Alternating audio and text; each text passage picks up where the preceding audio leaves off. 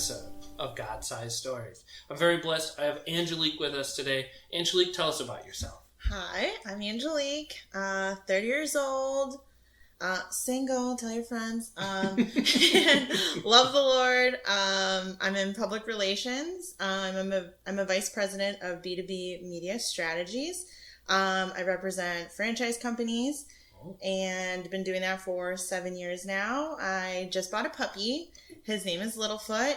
I bought a house last year, and so we're just loving the life. Us two, and so that's me. So then you're a big Land Before Time, or lot. Yes, you're right. Land Before Time. Yeah. That was immediately when my brain went. I had like the Pizza Hut things as a kid, like the puppets as a kid. Loved that movie. Oh my gosh. Well, thank you so much for joining me today. I always love to talk about how this grows as a podcast and the connections that I make. And this is just another beautiful opportunity to make more connections through friends. Many-time guest, DJ and Jennifer Ostrander. They connected us, and I'm so overjoyed to learn more about you, your life. I'm going to go a little off the question list for a second. And what is your everyday life is like? You said PR. What is that even like? Because I'm curious as well. It's like you're talking about these things. I'm like, this is interesting to me, and I have no idea what she's talking about. Yes, PR. It is crazy. No day is ever the same. I actually didn't even know what public relations was. I was going to originally be a teacher and didn't want the teacher's salary. So I took a career assessment, and they said I'd be really good as a funeral director or public relations. And I didn't know what a public relations was, so I decided to explore that option.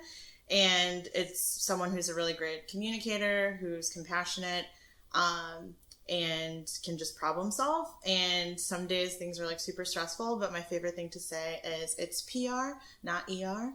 Sometimes we feel like we're saving the world, but it's just brands at the end of the day. But there are people behind the brands, and storytelling is one of my favorite things. So love podcasts nice. And all that stuff, because that's what we get to do every day is learning about these franchises to then help people why you should invest with these. And it's usually, husband and wife teams, or veterans who are looking to get into business, or young people who don't want to do the 9 to 5 and they want to go out on their own. So supporting entrepreneurship has been really fun. And the Proverbs 31 woman, she's has that entrepreneurial spirit about her. So I know the Lord will, likely deposit something like that in me someday. And I like being around those types of people, so you pick up on their fire for sure.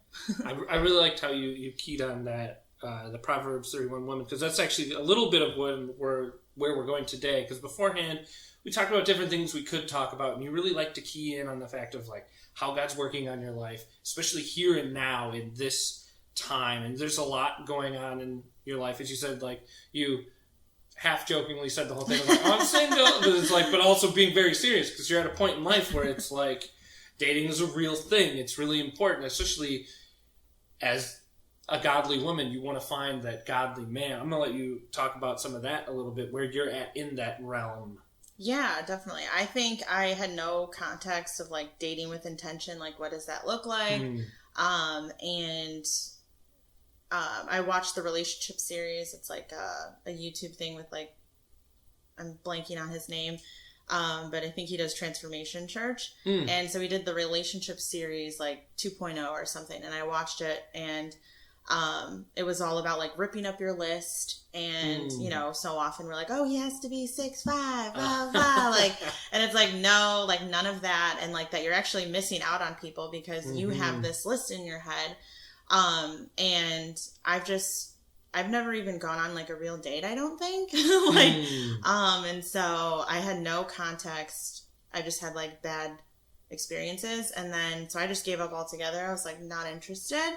And now the Lord's bringing me to a spot where he's this is for you. You just have to do it with me. Me and you have to, I can show you how this is actually supposed to be done. I just feel I'm starting at ground zero like, you know, but it's been really, like, again, you said, you know, Jennifer and DJ, and like that was one of my first couples I met at YA, and then I got to be a part of their wedding and get to see them have a baby, and I'm like, oh, like I want that, like, and so the Lord's showing me like really great examples all around me, and he's like, this is for you, you know. It's just like learning and like taking it slow, and I also am really excited to like what God's doing in my life right now is the character of God. Like, I feel like I've met God emotionally. When my brother passed away, he took me through grief. And so I met him as the comforter, but I didn't really know anything else about him. Like, and he's so much more. Yeah, exactly. And like Jehovah Jireh, like he provided my house, and like, he provided a career. So like, I know aspects about God, but I don't know everything about him. And he, to me, is like, I had a vision board and I wrote big love. And I also I clipped out like boxers, like Valentine's Day boxers and work boots. So to me, I was like, oh, that means like I'm going to find my big love this year. Like, cause I love buying gifts, you know, and the Lord's like, no, I'm your big love. Like me and you, I'm number one first. And I was like, oh, okay. But then my nieces, I love my nieces. I have 3, but we went to this like princess event, and there was a lot of husband and wives there with their children. It wasn't just the wives; it was the husband and the wives, and they were all dressed up in costumes, and it was just super sweet. And the guy in front of me bent over to pick up his daughter, and he had Valentine's Day boxers on. And I just felt like the Lord was like, you're gonna get this. Like, this is for you. You're not just gonna be Auntie Leaky all the time. Like, you get to be a mom too. And I'm like, and you get to be a wife. And I was like, oh, how exciting. Like, it's so cool that the Lord knows your desires of your heart. And but back to what I was originally saying, God, I felt like God was like, you need to know who I am. And so I bought a Tony Evans study Bible, and it has all these like cliff notes and all these things, and like context is everything. And so he also has like a whole section of like what a kingdom woman looks like and what a kingdom man looks like.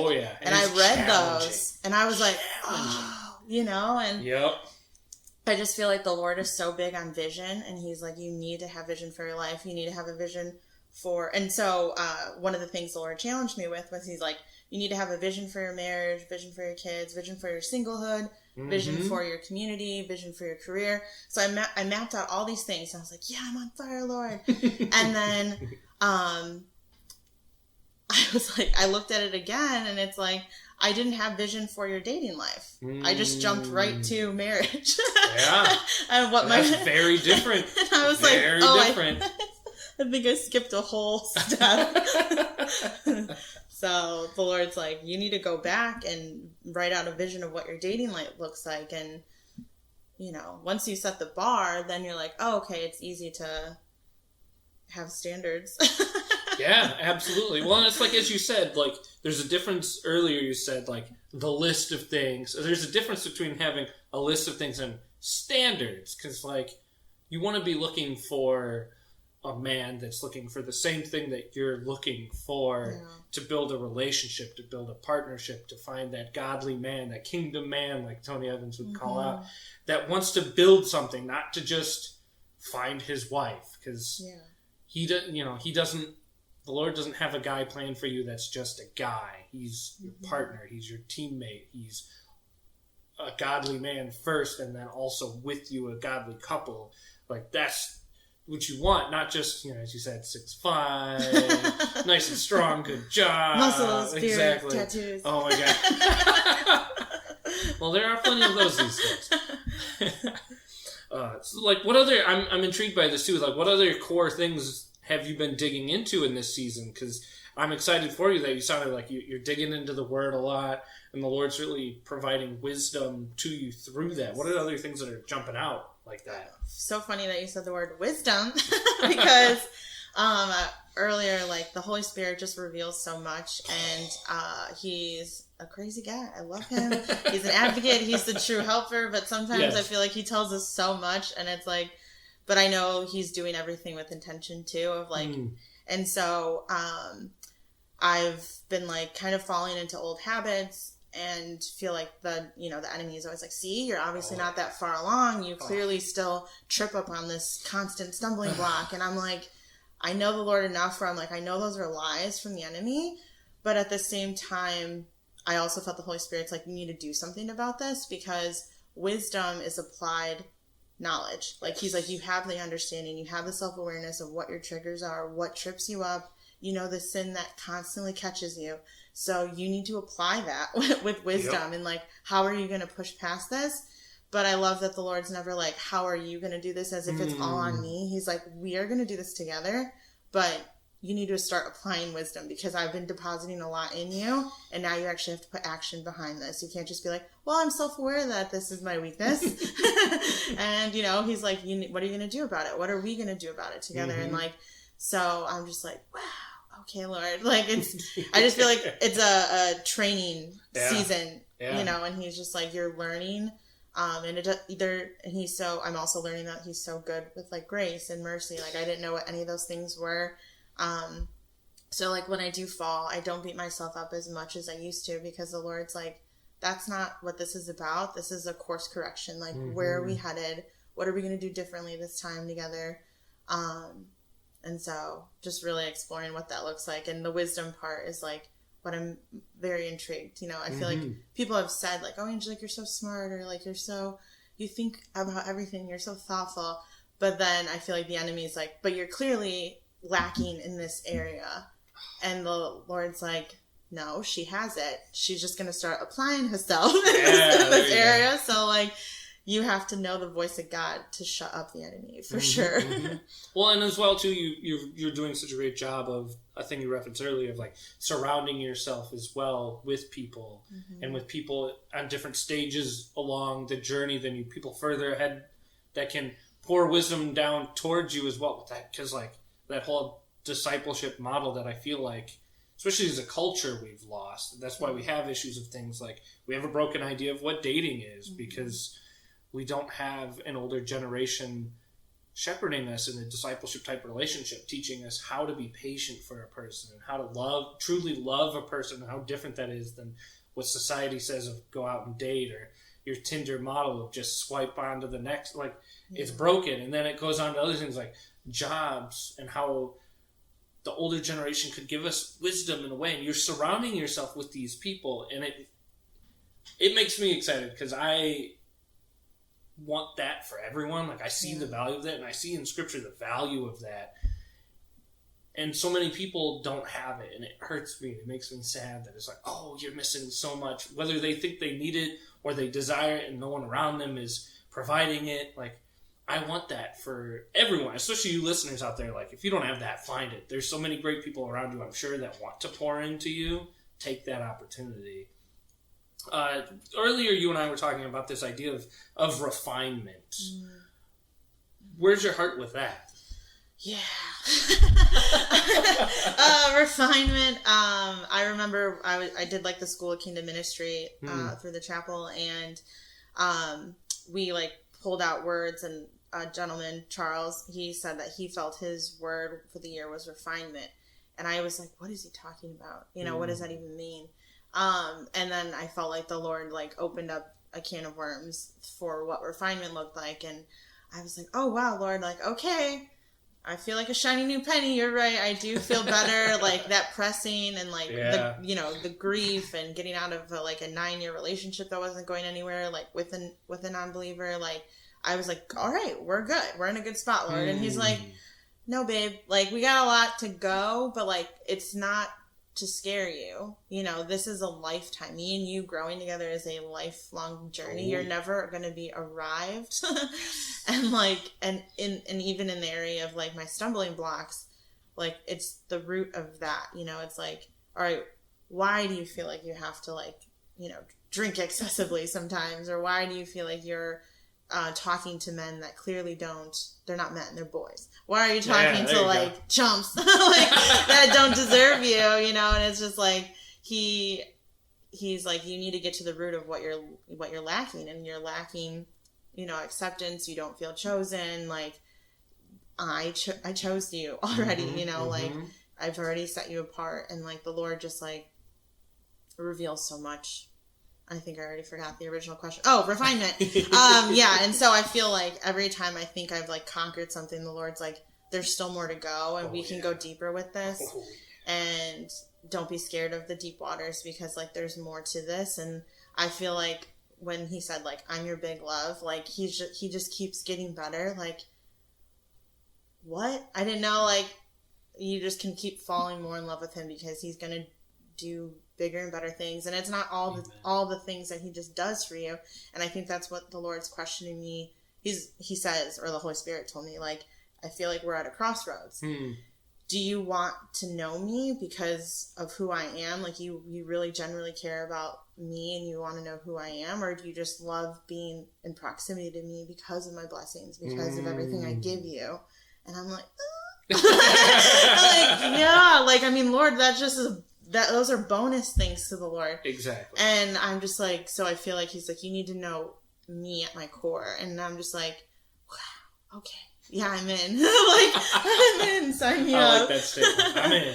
Yeah. That's great. Yeah, that's encouraging for me to hear, because long listeners of the podcast might be rolling their eyes right now as I'm starting to talk, because I've said that statement of like, you're never going to get there. Like, I've said that statement so many times on this podcast, because it's such an important thing. It's like, that's the danger sometimes with like a lot of churches even will get there where it's like, oh, we've made it. Where it's like, where have we made it? There's nowhere to make it to. The finish line is death. Like, then you can say I've made it. Like, the race is done. You're dead. There's always more. And it's like, when I see people of an older generation that say those things too, they're like, you look at them like, wow, you're such a godly man. You're such a godly woman. They're like, I got a long way to go. And they're like, that's motivating to me. I'm like, wow, if they're still pushing, they're on this marathon, and they look at it as like they just started the marathon still. I'm like, then how much more should I be pushing? If they're pushing and they're a million miles further down the road than me, not that I should compare myself to them, definitely not. But like, that motivates me to want to keep going, keep learning, because as you said, there's always more we can learn about God. That Bible is thick, and it is confusing, and there's always more, even the simple stuff. I always like smack myself in the head when it's like I read something in the Gospels and I'm like, how have I never noticed this before? I've read this like 100 times, and this is plain language. It's not like I'm reading Revelation that I'm like, my brain, like, it's easy and I missed this. How did I miss this? And it's God's plan, you know? Yeah. And he's also been teaching me a lot about like spiritual maturity, because he's like, and of course the Tony Evans Study Bible, the Cliff Notes are like, it's something's wrong if a 30-year-old is still drinking milk. They need to be on solid food. And I was like, dang, I was like, Holy Spirit's coming for me. Oh yeah. You know, but it's constantly like a learning. But, and then like even kingdom theology, like I didn't know anything about that. What is that? And it still like boggles my mind, and you know, and the Lord's like, Angelique, like you have a whole lifetime to grasp this, and you're not never even going to really.